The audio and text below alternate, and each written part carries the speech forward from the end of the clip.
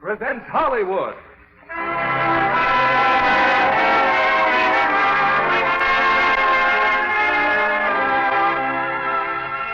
Lever Brothers Company, the makers of Lux Flakes, bring you the Lux Radio Theater, starring Olivia de Havilland and Richard Basehart in The Corn is Green. Ladies and gentlemen,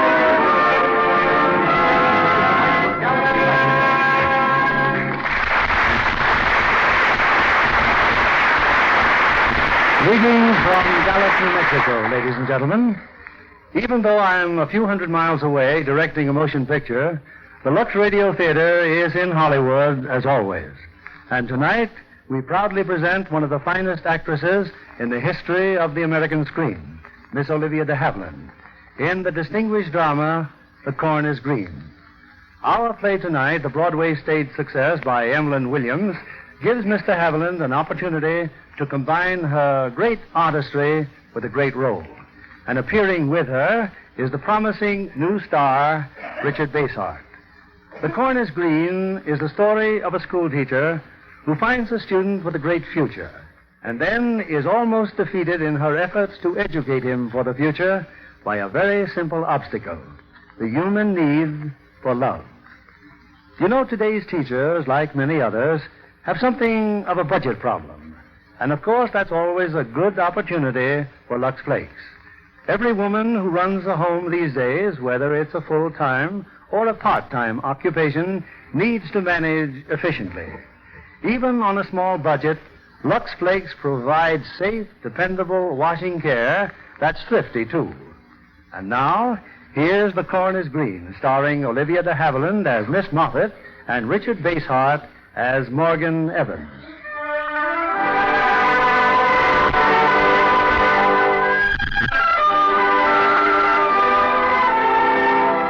The Welsh countryside, some 50 years ago, an obscure village called Glensarno. There's an old house in Glensarno, long empty. And on this spring afternoon, the new owner has just arrived. So I trust you will find everything in order, Miss Moffat. I will go now. No, please wait, Mr. Jones. You too, Miss Rombury. Oh, I do thank you both. From what I can see, you've arranged my things splendidly. But I want very specially to talk to you. Yes? Excuse me. Are you saved? I beg your pardon? Are you church or chapel? I really don't know. Anyway, what is that singing? The voice coming home from the mine. Oh, he burst into song on the slightest provocation. You mustn't take any notice. It's beautiful. The mine. Coal, is it not? It is coal, 3 miles over the hill. I see. Now, before Mrs. Watty gets here... Mrs. Watty? My housekeeper. She and her daughter are coming from the station with my baggage. Now, tell me, what's that large empty building next door? It is the old barn belonging to the Gwalia farm, before the farm was burnt down. Then it's for rent or for sale? I would think so.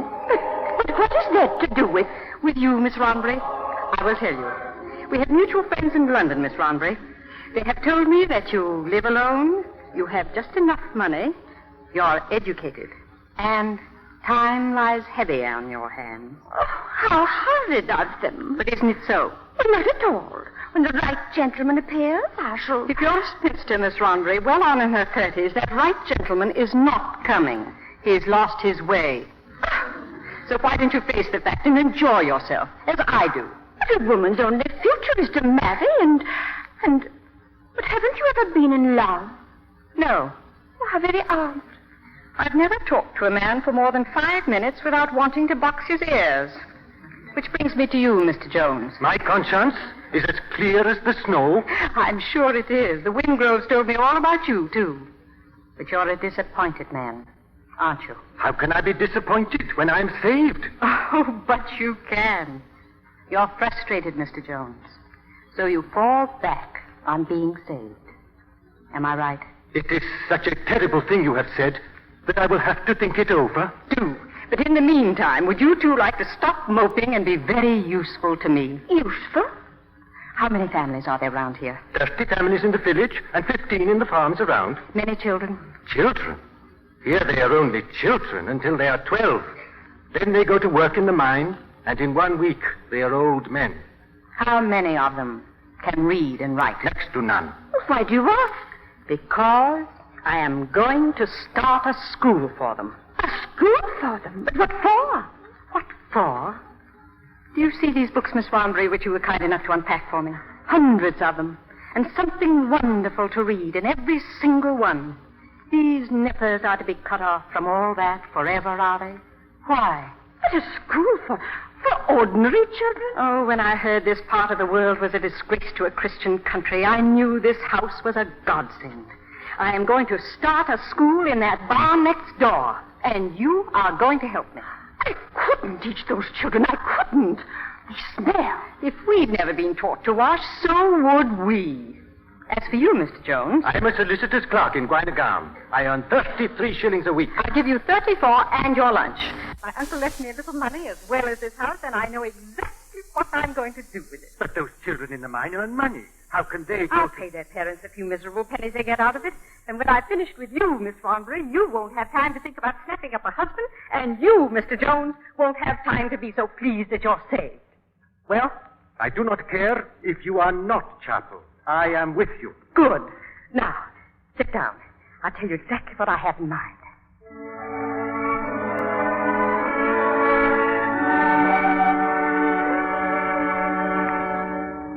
I disturb your supper, Miss Moffat, but the carpenter is at the back door about the barn, and the boys for the evening class. They're in the yard. Did they write their essay? I don't know, Miss Moffat. One of them has a bottle of rum. I'll take care of them. Never mind my tea, Mrs. Watty. They are the same boys I enrolled last night. They have only come to make sport again. Ain't you going to finish your supper, ma'am? Later, Watty, later. She's a clinker, that's what. A clinker. Miss Moffat is a very unusual woman, Mrs. Watty. Terrible strong-willed, of course, terrible. Get her into mischief, I keep telling her. Well, bring me and Bessie here. I said no, I said. Not with my past, I said. Your past? Before she took me up.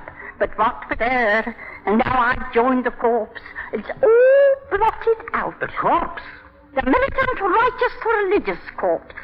Ran into them in the street, I did, singing and praying and collecting full blast. I've been a different woman ever since. What do you say? Yes, I am. So am I. Ain't it lovely? But what was your past? Light fingers. Stealing? Everywhere I went. Terrible. All right, Bessie. Come here and clear the table before I give you a clout. And the first thing you boys will do is go to the pump and wash yourselves. This is my home. It's not the coal mine. You do what I said. Yes, miss. Good. Please, miss. First, can I have a kiss? What did you say? Please, miss. First, can I have a kiss? Of course you can. Can I oblige anybody else? Very well, then. Just see that you wash. Please, miss. Can I have a smack bottom, too? Oh, it's you, Mr. Jones. Mom says I must clear the supper dishes. Mr. Jones, is it true the school idea is not going on that well? Who told you that, Bessie, dear?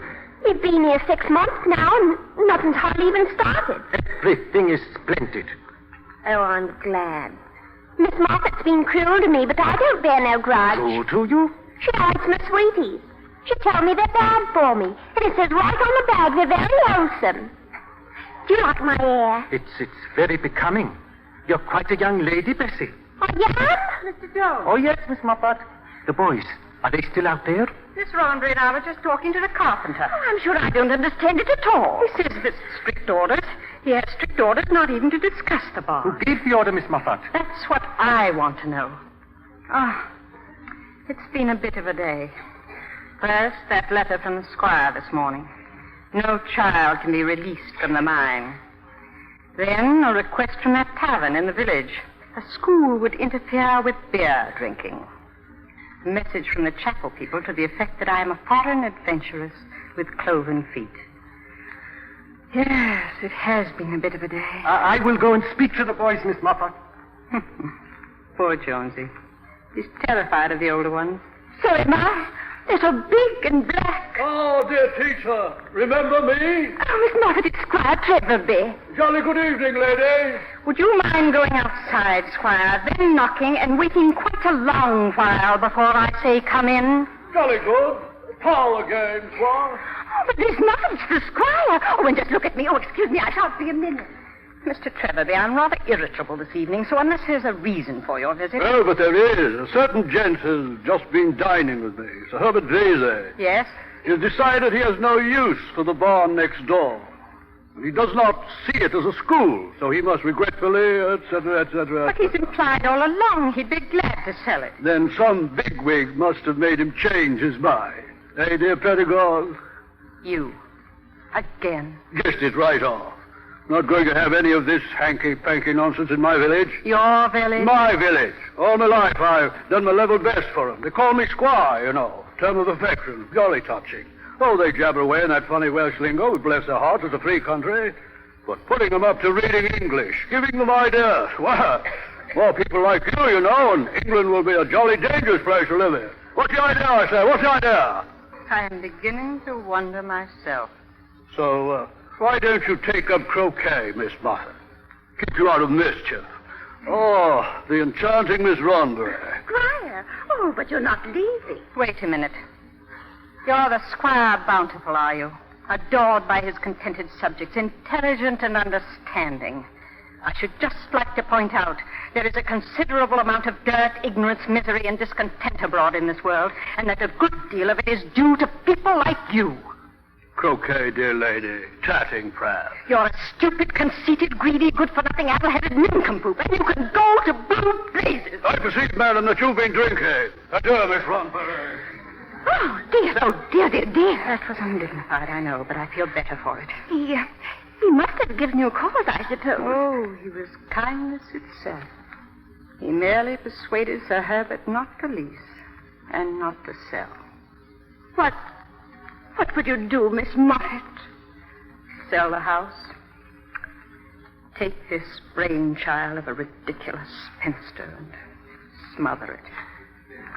And what are these filthy exercise books doing on my desk? Oh, those hooligans outside. They said last night that Mr. Jones had picked them out because they could write English, and would I mind my own, some dreadful word, business. Oh, yes. The essay. How I would spend my holidays. I must have been mad. Listen to this one. If I had ever a holiday, I has breakfast in bed and talks, then dinner and a rest, tea, then nothing, then supper, then I talk, and I go sleep. From sheer exhaustion, I suppose. Look, this one is illustrated. But what's it supposed to be? A bicycling tour with me in bloomers. Oh, your squire was right, Ron. I've been a stupid, impractical arse, and I can't imagine how... Yes, Miss Moffat? Listen to this. The mine is dark. If a light come in the mine, the rivers in the mine will run fast with the voice of many women. The walls will fall in, and it will be the end of the world. We just watched at the pump, miss. Be quiet. So the mine is dark, but when I walk through the something shaft, I think, in the dark, I can touch with my hands the leaves on the trees and underneath, where the corn is green. Go on reading. There is a wind in the shaft, not the carbon monoxide they talk about. It smells like the sea, only like as if the sea had fresh flowers lying about. And that is my holiday. Did you write this? What is the matter with it? Take your cap off. The spelling, deplorable. Mine with two N's and leaves, L-E-F-S. What was it by rights? A V, for one thing. I never heard of no V's, miss. And don't call me miss. Are you not a miss? Yes, I am, but it's not polite. Oh. You say yes, Miss Moffat, or no, Miss Moffat. M-O-F-F-A-T. No V's? No V's. Where do you live? The Des Moines, miss. Moffat. 4 miles from here. How big is it? 4 houses and a beer house. Have you any hobbies? Oh, yes. What? This, miss. Rum. Put the bottle away. Do you live with your parents? No, by my own self. My mother is dead, and my father and my 4 big brothers was in the big shaft accident when I was 10 years. Killed? Oh, yes. Everybody was. Who taught you to read and write? Taught? Taught, the verb, to teach. Oh, teached. Who taught you? I did. Why? I don't know. Can I go now? No. Do you want to learn any more? No, thank you. Why not? The others would have a good laugh. I see. Have you ever written anything before this exercise? No. Why not? Nobody never asked me. What is the matter with it? Nothing's the matter with it. It shows you may be very clever. Oh. Have you ever been told that before? It is news to me. What effect does that news have on you?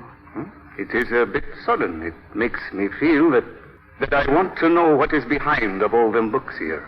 Can you come tomorrow, 5 o'clock? Oh, not before 7, miss. 6 miles to walk. 7 then. That will be all. Good night. Good night, Miss Moffat. Are you the one I spanked? I am the one, Miss Moffat. Miss Rombury? Mr. Jones? Come in here. Yes? Oh, I've been such a fool. It doesn't matter about the barn next door. We'll start the school here in this room. Hang the squire, I'm going to get those boys out of that mine if I have to black my face and fetch them up from the pit myself. Ring the bell, Mr. Jones. The bell, Miss Moffat? Ring it. I want the squire to hear it clear to Treverby Hall. And when I walk in the dark, I can touch with my hands where the corn is green.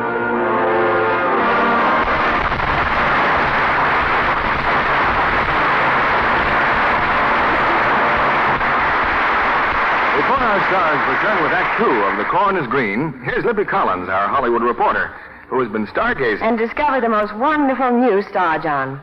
Of course, it was really Howard Hughes who discovered her. Vacationing with friends 3 years ago. He can pick a winner, all right. She's an exotic beauty. New Orleans born, California educated. When the fans see lovely Faith Demergue and Where Danger Lives, they'll go wild. A story full of suspense, isn't it? Oh, it's terrific. And the end is super dramatic. Robert Mitchum threw himself into the part so literally, he refused a double for a dangerous fall down 4 flights of stairs. I understand Faith has a pretty strenuous role for a newcomer in Where Danger Lives. She certainly has. Her role takes her from fashionable life in San Francisco to a 4th-rate hotel in New Mexico. In one scene, which took 3 weeks to shoot, she wore the same simple cardigan blouse every day. But do you know, Lux Flakes kept it so fresh you'd think the wardrobe department gave her a new one every day. You can depend on Lux Flakes to keep washables nice as new. Well, Faith is just as enthusiastic about Lux Flakes for her own wardrobe. She loves solid colors dramatized with an exotic belt or scarf or earrings. Naturally, it's important to her to keep the colors true. She insists on Lux Flakes for everything in her wardrobe that's washable at all. There's no safer care for colors. Wrong washing methods fade colors far too quickly. In test after test, identical colors and fabrics stayed lovely up to 3 times as long when they were washed with gentle Lux Flakes. You can see why so many Hollywood stars make Lux Flakes care the rule for all their nice washables. And a wise rule for girls everywhere. Use Lux Flakes to give your washable cottons and rayons that lovely Lux look all summer long. Act 2 of The Corn is Green, starring Olivia de Havilland as Miss Moffat and Richard Basehart as Morgan Evans.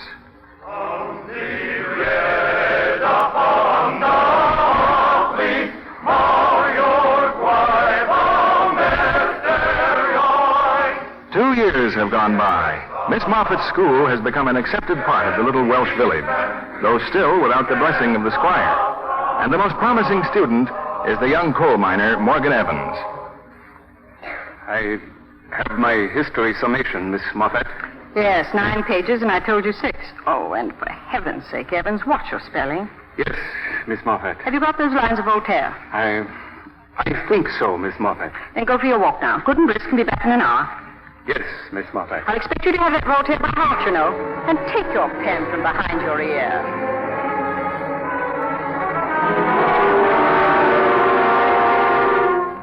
Sit up and beg, Evans. Turn a somersault. Shut up. Shut up or I'll knock your block off. Let me along, Bessie. Miss Moffat, all this ordering you about. I got eyes in my head if she hasn't. And I think you're getting sick of it. Am I? And what else do you think?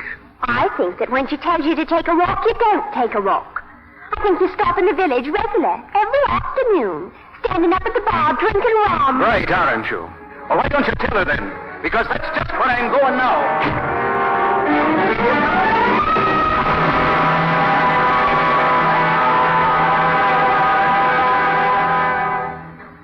4 o'clock, Miss Moffat. No sign of Morgan. I sent him for a walk, Mr. Jones. Brush the cobwebs from his mind and give him the chance to memorize his Voltaire. Oh, I hope he's not going to be slow at French. 2 years ago, he scarcely knew English. That's the wonder of it, Miss Ronbury. Morgan Evans has the most brilliantly receptive mind I've ever come across. Don't tell him so, but he...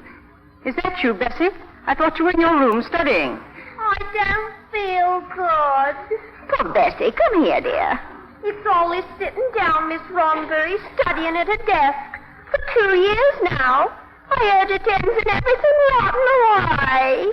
What's rotting away? Bessie said she's been sitting down for 2 years. She's lucky. What are these letters, Ron? More bills, I fear. Oh, the new desks. And that suit for Evans. Well, I'll sell a couple more shares of stock. Oh, not again. Why not? It's easy to... See, Watty, now just what is this dying duck business? All these lessons is bad for my insides. What's the matter with your inside? It goes round and round through sitting down. There is nothing to prevent you from going for walks between lessons. You can go for one now to the post office. Well, go, please. I'm not going. What did you say? I'm not going. Everybody's against me. I'm going to throw myself over to kill myself. She stopped. This girl, Betsy, you're going upstairs. And next week you're going to leave this house and go to work. Moffat! Out the window! Look! The squire's carriage! The squire! Then he has come. Oh, it is the squire. But he hasn't been here since that dreadful evening 2 years ago. I behaved more stupidly that night than I ever have in my life, and that's saying something. Now run, both of you. But why is he here? All I can tell you is that it has to do with Evans, and it's vital I make the right impression. What sort of an impression? Helpless and clinging, of course. Oh, quickly, Ron. Just disappear. Squire, how wonderfully kind of you to stop by. Well, you wrote me a note, you know. Not here to be insulted again, though. Call me an addle-headed nincompoop, you know. How could you ever forgive me? Lord knows I have. Do tell me, Squire, how did your prize-winning fare at the croquet this afternoon? Rather a bore, you know. But I heard you made such an amusing speech. Oh, did they tell you about that? Rather a good fun, eh? Thought Griffith the butcher was going to laugh his fool napper off. Do you know, that makes me rather proud. Proud? Why? Because Griffith the butcher would not have understood a word if his little girls hadn't learned English here at my school. Oh, never thought of that. Oh. Headache? Squire, you see before you a tired woman. We live and learn. And I have learned how right you were that night. But I heard you're a spiffing success here. Oh, no. You see, in one's womanly enthusiasm, one forgets that the qualities vital to success are intelligence, courage, and authority. In short, the qualities of a man. Oh, come. After all, I meant well, I suppose. Oh, it's so kind of you to say that. And I have no right to burden you. But you see, my problem is one of your younger tenants. One of your former miners. Giving you trouble, eh? What you been up to? Poaching? Oh, no. Bit of muslin? Little cockney filly, perhaps? Bessie Watty? Oh, no, I assure you. No, the problem is just Morgan Evans himself. And like a true woman, I have to scream to you for help. Scream away, dear lady. Scream away. Well, he's clever. To begin with, he can write.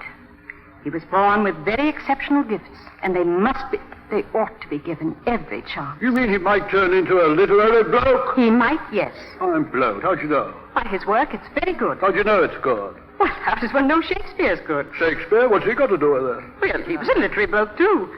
This young tenant of yours has it in him to bring great credit to you. Imagine if you could say that you had known, well, say Shakespeare, as a boy on your estate.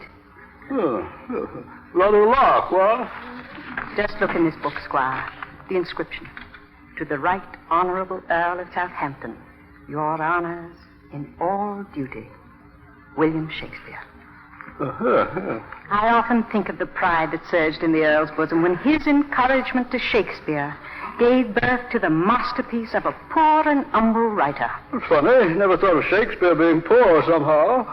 If this boy is really clever, pity for me not to do something about it, huh? A great pity. And I can tell you exactly how you can do something about it. Buzz on, dear teacher, buzz.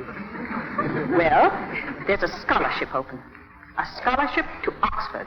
Oxford? They've agreed to allow Morgan Evans to compete on one condition, that you vouch for him. My dear lady, you take the cake.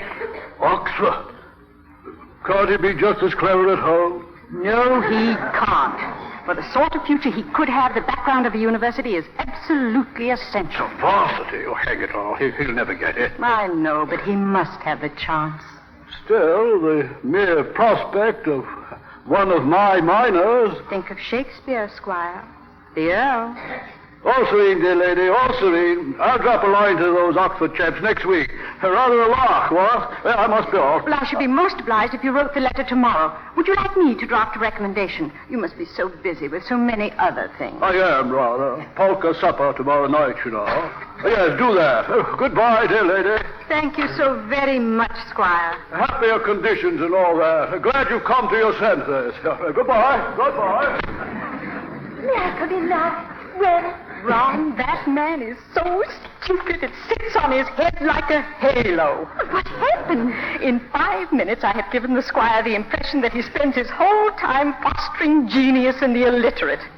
I'm entering our pit pony for a scholarship, Ron. Oxford. Hallelujah.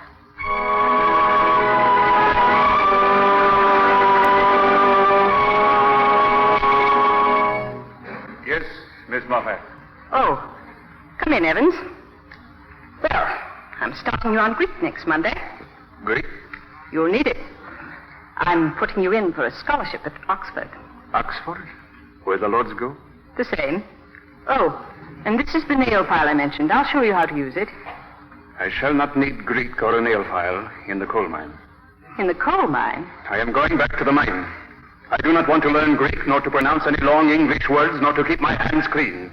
What's the matter with you? Why not? Because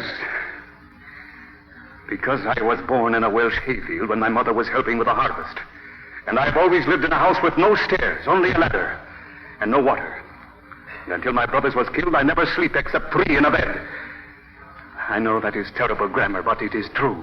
What on earth has 3 in a bed got to do with learning Greek? It has a lot, trying to better myself. You cannot take a nail file in a public bar, Miss Moffat. I never heard anything so ridiculous. Besides, you don't go to a public bar. Yes, I do. I have been there every afternoon for a week, spending your pocket money. I've been there now. I had no idea you felt like this. Because you are not interested in me. Not interested in you? How can you be interested in a machine that you put a penny in and if nothing come out, you give it a shake?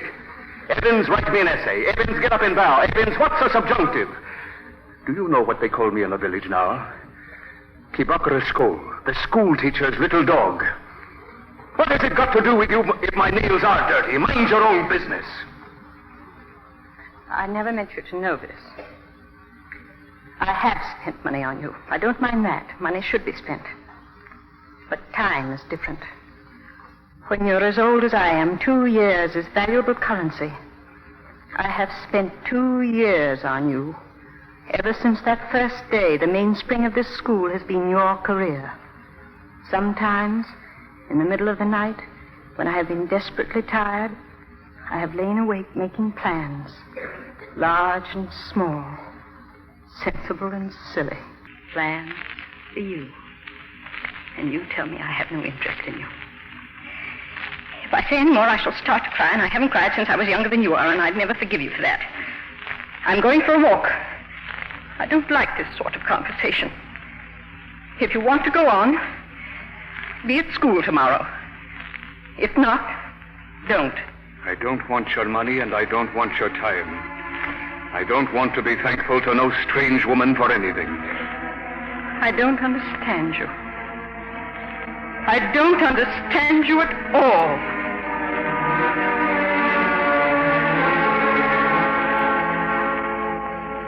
So Miss Moffat has gone for a walk. I said so Miss Moffat has gone for a walk. I don't feel like talking. I heard you, you and her. Mind your own business. I won't. I like to know about everything. I like doing all the things I like. I'm going away soon. Miss Moffat's sending me away. Why? Will you miss me, Morgan? I don't know. Maybe. You know, you was quite right to put her in a place. Clever chap like you, learning lessons off a woman. That's right. You don't have to go to Oxford. Clever chap like you. That's right. What a man wants is a bit of sympathy. Come here. Yes, Morgan? Come here.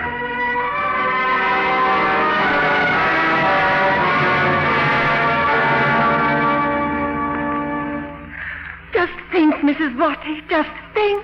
The morning we've waited for has come.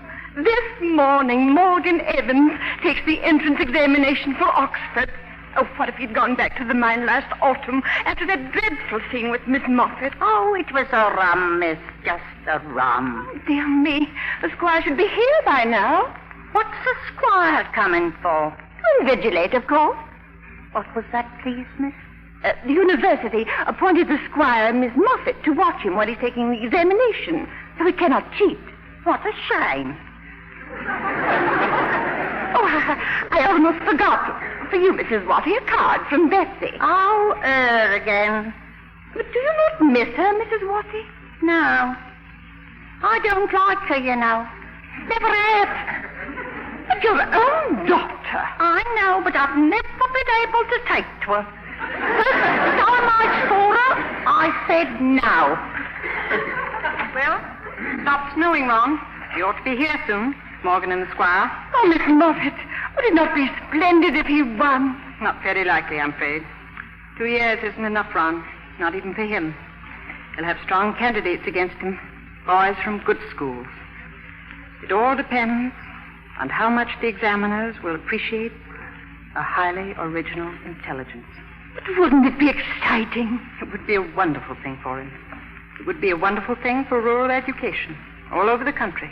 And most of all, it would be a wonderful thing for you. I know every trick and twist of that brain of his. Exactly where it will falter and where it will gallop ahead. And yet, not to know him at all. I woke up in the middle of the night thinking about Henry VIII. I have a feeling there may be a question about the old boy and the papacy. I'd better cram 1 or 2 facts into him before he starts. Oh, he must win it. He must. Miss Moffat! Yes, Mr. Jones? She's come back, Miss Moffat. Bessie, she's here. Aren't I, though? But it cannot be you. Your mother just received a card. Well, Bessie, this is unexpected. Isn't it just? Your mother's in the kitchen. Who's there to see Mum? Then why are you here? Questions and answers just like school again. It's you I've come to see. Perhaps we had better retire to the study, Miss Ronberry. Oh, yes, of course. I can give you exactly 1 minute of my time. Why? Morgan Evans is sitting for his Oxford examination this morning. Well, he needn't. He won't ever be going to Oxford. And why not? Because there's going to be a little stranger. I'm going to have a little stranger. You're lying. If you don't believe it's Morgan Evans, you just ask him. Ask him about that time you locked me up. The night you had words with him. Oh, Ordering him about as if he has no human feelings. You just ask him. I see. Why couldn't I have seen before? Does he know? I've come to tell him. And he'll have to marry me, of course, or I'll show him up. After all, the little stranger. Stop saying little stranger. If you're going to have a baby, then call it a baby. Have you told anybody? Mr. Jones is all. The squire's coming up the road with Morgan. I'll wait for him here. For the next 3 hours, Morgan Evans is not going to be disturbed. You're not going to see him. You can't bully me the way I am. Hasn't sunk in yet, has it? I'm teaching you something, am I? You are going into the kitchen, Bessie, to see your mother. You will then go upstairs, and as soon as the examination is finished, we will talk it all over. When we're a little more calm. He's here. I got to see him. If you try to disobey me, if you attempt to stay in this room or blab to anybody about this before we've had that talk, even to your mother, I shall strike you so hard that I shall probably kill you. I mean every word of that. Well, I don't mind. 3 hours ago, soon enough. Nobody home? Squire, so very sorry. Oh, how kind of you. Such a dreadful day. Not at all, Mrs. Pedagog. Anything for a laugh. Sit down, Morgan. The questions are in this envelope. Before I break the seal, I have a feeling they may bring up Henry VIII. I've written down a couple of dates. Here, memorize them. Yes, Miss Moffat. Glad it isn't me. Really quite stupid, you know. Just don't get exuberant, Morgan. No. Nor illegible. No. But aren't you going to wish my protege good fortune? Good luck. Thank you. Ready? Ready. This is your examination. Now go to work. Miss Moffat, Yes? the very first question. Henry VIII.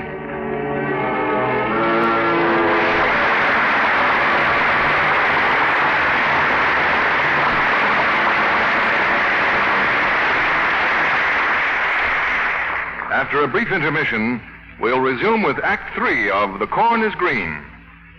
And now, from Gallup, New Mexico, we bring you our producer, William Keeley. An hour ago, I was in one of the most primitive parts of our country, creating the atmosphere of 1865 for my new picture of Frontier Days starring Errol Flynn. 60 minutes and 50 miles later, I'm back to the comforts and pleasures of the 20th century. Sitting beside me in the studio tonight is one of the hardest working members of my cast for Rocky Mountain, the glamorous Patrice Wymore. I've enjoyed every moment of it, Mr. Keeley. I can hardly wait to get back to Hollywood to see the rushes when we get back to the Warner lot. Did you see Warner's preview of Bright Leaf before we left Hollywood? Yes, I did. And Gary Cooper was wonderful. Patricia Neal and Lauren Bacall, too. You know, they play such contrasting types. Yes, and speaking of contrast, making a picture here on an Indian reservation must be quite a change for you from dancing on Broadway. Indeed it is. But I'll say this. Lux Flakes are just as useful. Every night when we get back to the hotel, I lux my nylons. I've had simply wonderful luck. Not a run, even in my shearless nylon, since we've been here. Well, we'll probably be here for another 6 weeks, but I think I can promise you an ample supply of Lux Flakes. I'll remember that promise. Down here, I appreciate Lux Flakes more than ever. The desert sand seems to get into everything. I just couldn't get along without Lux. Thank you, Patrice Wymore, for joining Mr. Keeley tonight. Girls all over the country agree with you that Lux is a must for precious nylons. Strain tests prove that washing stockings with a strong soap or rubbing with cake soap make runs come quickly. But Lux Flakes make nylons last twice as long. You'll find it pays to give all your nice things Lux Flakes care for that lovely Lux look. We pause now for station identification. This is CBS, the Columbia Broadcasting System.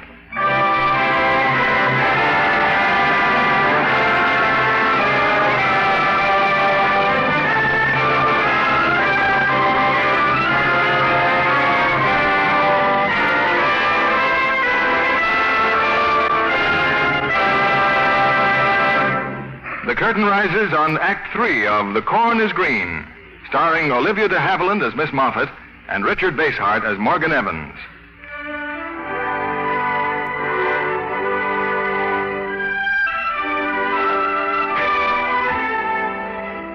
It's midsummer now in Glensarno, 7 months since Morgan Evans took the examination for Oxford. 7 months since Bessie Watty suddenly returned and just as suddenly disappeared again without seeing Morgan. All week, Morgan has been far from Glensarno, in Oxford, waiting word of his success or failure. How can you be so calm, Mr. Jones? Don't you know the whole village is down at the railway to meet him? It's true. All they talk about is Morgan Evans and the scholarship.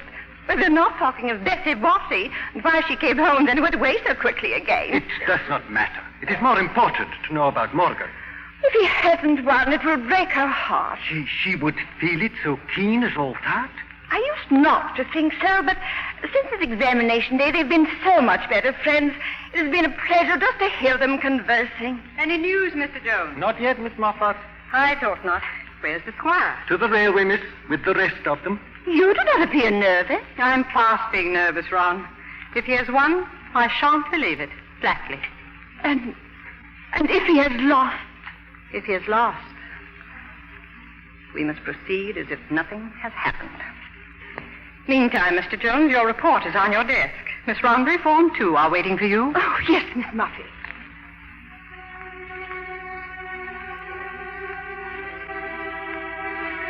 If he has lost. Morgan. I knew they would all be watching for me, so I got off at Llanmorford. Does that mean? I have no news, one way or another, except I am no longer hopeful. Why not? They talked to me for hours. Oral examinations. They jumped down hard on the New Testament, as you said they would. You are very pale. Better than a raging fever. Go on. I spent 10 minutes explaining why St. Paul sailed from a town 300 miles inland. Oh, dear. And the French? Not good. I said naturellement to everything, but it did not fit every time. Did the president send for you? He did. He asked me if I had ever had strong drink. I looked him straight in the eye and said no. Oh. I was terribly nervous. My collar flew open. He did not seem impressed with me at all. Then, as I was leaving, he appeared to be sorry for me in some way, and I received the impression that I had failed. When shall we know? Today, tomorrow, the next day. They will send you the word. Failed. I cannot even talk about it. But we must talk about it. You faced the idea of failure the day you left for Oxford. But now I have been to Oxford and come back. Come back from the world. Since the day I was born, I have been a prisoner behind a stone wall, and now somebody has given me a leg up to look at the other side. They cannot drag me back again. They cannot. They must give me a push and send me over. I've never heard you talk so much since I've known you. Well, that's just it. I can talk now. The 3 days I have been there, I've been talking my head off. My second night there, I took a walk. There was a moon up. Not the same moon I have seen here. A different face altogether. All of a sudden, with one big rush against that moon, I saw this place again. You and I sitting here studying. And all those books, and everything I have ever learned from those books and from you, was lighted up like a magic lantern.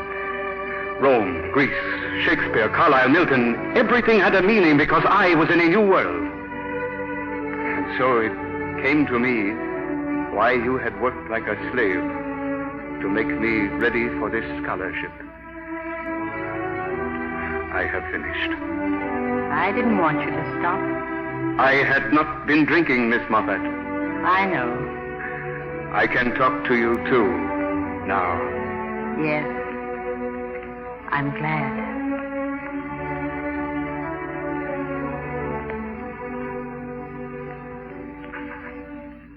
I tell you, Jones, I'm finding this waiting a definite strain. Telling the lad they'll send the result through the post. Where is he? Still eating? And Miss Moffat says, please no questions till he is through. Whenever that will be, the young man was starved to... Hello. Bessie, just as I feared. Oh, how'd you do? And how are you, Squire? Blooming? What the deuce? Bessie Walter. 3 days ago, she sent money to you. Did you not receive the letter? Yes, I did, and all the others till I was sick of them. What is all this? I'm here to congratulate a certain young gent in case he's won that scholarship. No. But what has that got to do with you?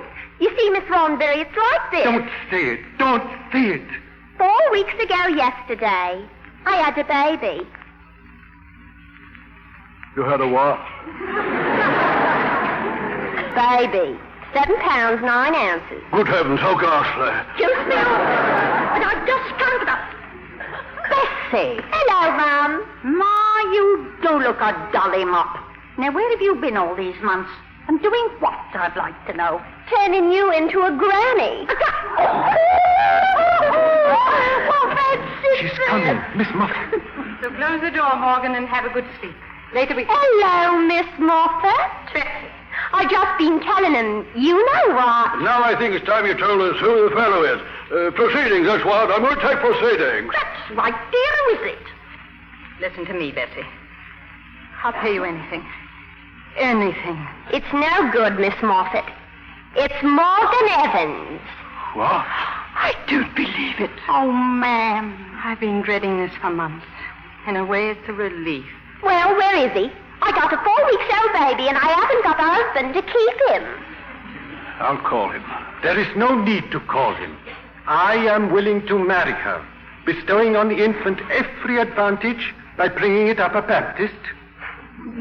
You'd like that, Miss Moffat, wouldn't you? Oh, I'd like to oblige, really, but I couldn't. Besides, my friend would be furious. Your friend? Ever such a nice gentleman, Mum. Quite a swell. I have never heard such a conversation outside a police call. I suppose you wouldn't care to marry me? Good question. Doesn't that friend of yours want to marry you? Oh, won't talk of anything else. Only he won't have the baby. So I've got to give up my friend and marry Morgan Evans. Unless Mr. Jones would consider the baby without me. The baby without you? Your own child? What about your mother, love? I haven't got any, didn't you know? Oh, what a thing to say. I cannot remain here another minute. You want Morgan Evans to marry you on the chance he'll become fond enough of the child to ensure its future. Then your conscience will be clear, and later you can go off on your own. I shouldn't be surprised at all. Meanwhile, it's worthwhile to ruin a boy on the threshold of... Oh, there must be a way out. There must be. Bless us, ma'am. I got it. What? Why can't you adopt it? Oh, don't be ridiculous. Would that do you, Bessie? Well, I never thought. Would it, though? Yes, it would. But what would I do with a baby? I don't even know what they look like. Oh, they're lovely little things.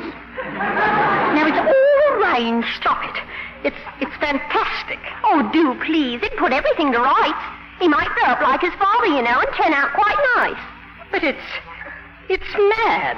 Oh, not as mad as taking me in was with my past. But you're the grandmother, Watty. Surely you... Oh, I couldn't. I don't bear it no ill will. But every penny I get goes to the corpse. You're the one, dear, really you are. Bessie Watty, do you mean that if I do not adopt this child... I will have to tell Morgan Evans, and he will have to marry me. I swear that. And if I do... I swear he'll never know a thing about it. Then I give in. Oh, that's lovely. My friend will be pleased. Well, I'll toddle along then, and we'll arrange details later, shall we?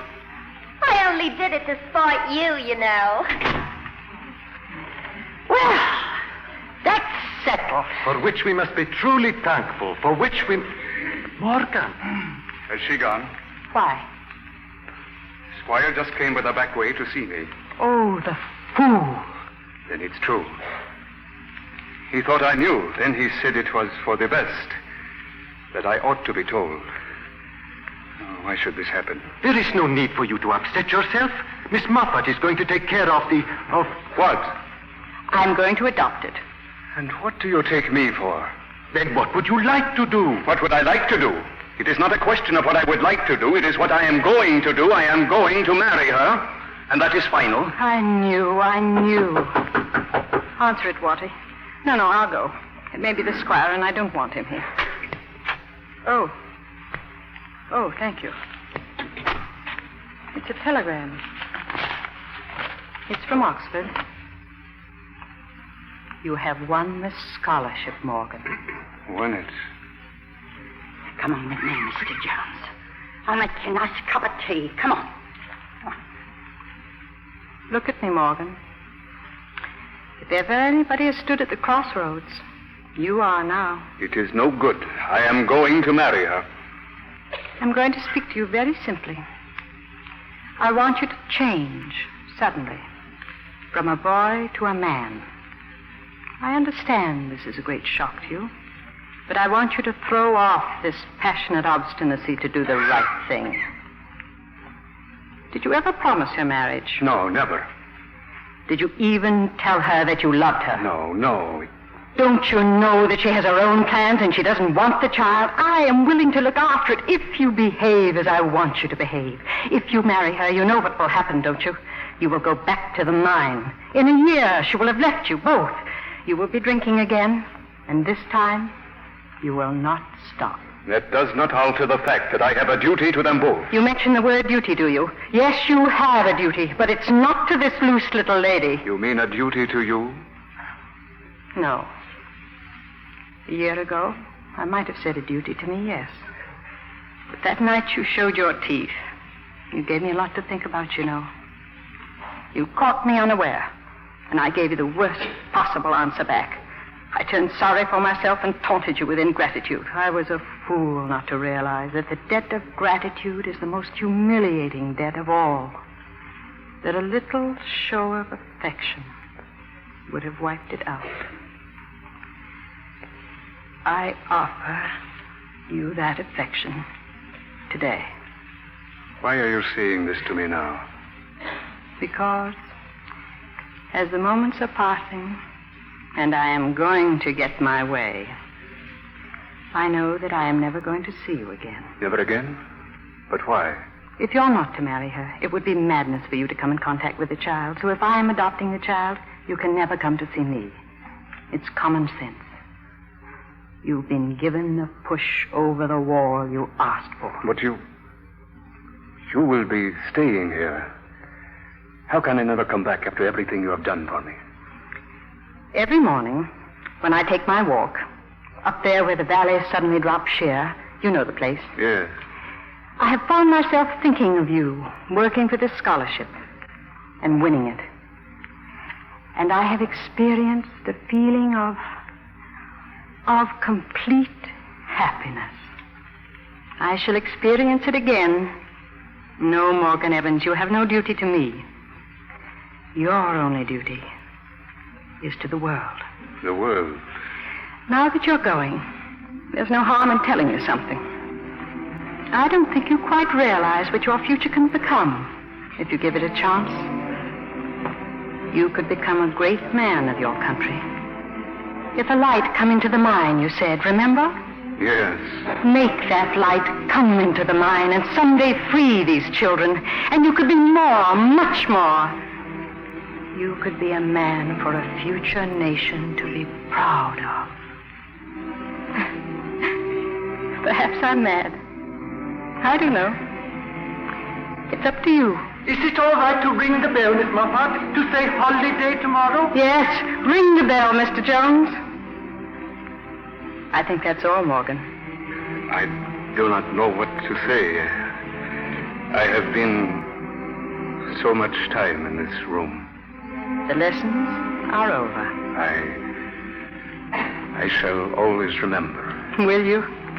Well, I'm glad you think you will. Please, Miss Moffat. Yes, it won't. The band is out and they say Morgan got to come to town hall. Nothing to know. But Tid, Mom, Tid, they never forgive you. Goodbye, Morgan. I am so... I cannot talk.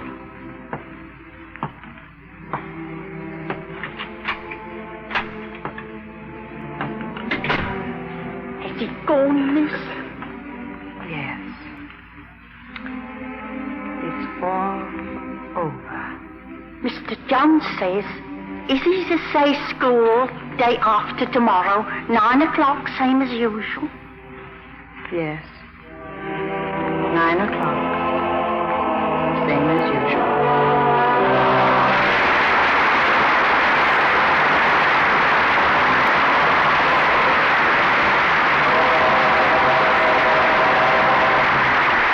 Our stars will return for their curtain calls in a moment. Now, here's Libby Collins with a summer vacation hint. Not about where to go, but what to take, John.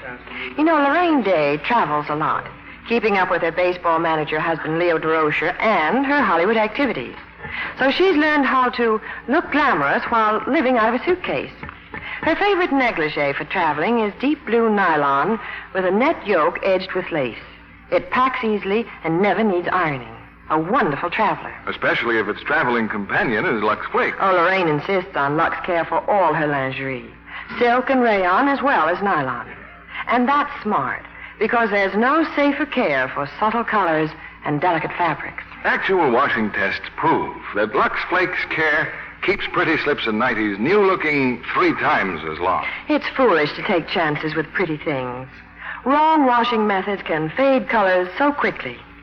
Wherever Lorraine goes, Lux Flakes go, too. Why not take Lorraine Dave's tip when you travel this summer? Travel light with nylon lingerie and give it Lux Flakes care. At the end of your trip, your lingerie will look as lovely as ever. Get a box of Lux Flakes tomorrow. Wherever you are, all your nice washables can have that lovely Lux look. And now, here's Mr. Keeley with our stars. Our audience is waiting to congratulate our stars on a superb performance. And here they are, Olivia de Havilland and Richard Basehart.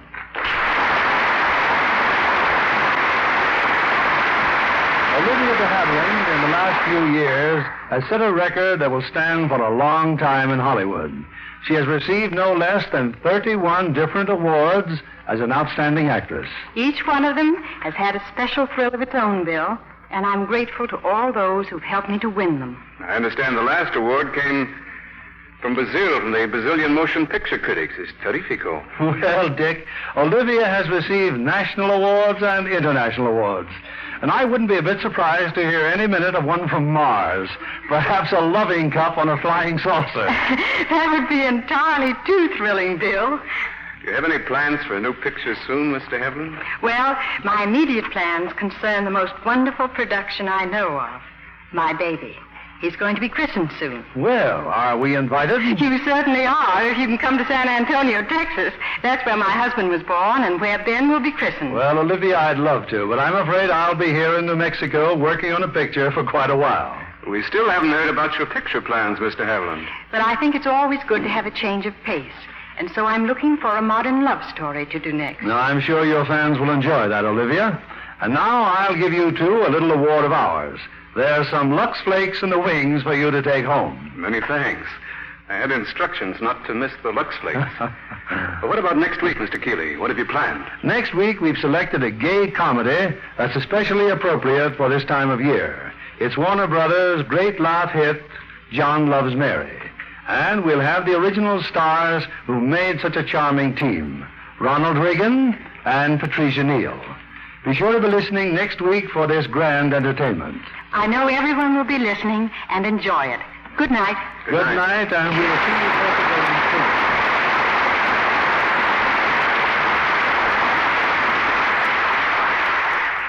There's no more glamorous brunette on the screen than gorgeous Hedy Lamarr. One of her greatest charms is her creamy Lux complexion, always so fresh and appealing. Hedy Lamarr never neglects her active lather facials with gentle Lux toilet soap. It's a quick, easy care, but it certainly works for me, she says. Leaves my skin just right for camera close-ups. Hedy Lamarr's complexion care will work for you, too. Tests by skin specialists proved that in 3 out of 4 cases, skin grew lovelier in a short time with daily Lux soap care. Why not put this fragrant white beauty soap on your shopping list tomorrow? Find out for yourself why 9 out of 10 screen stars use Lux toilet soap.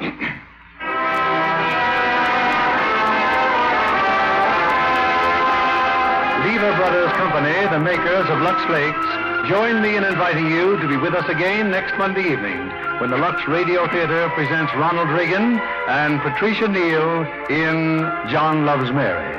This is William Keeley bidding you good night.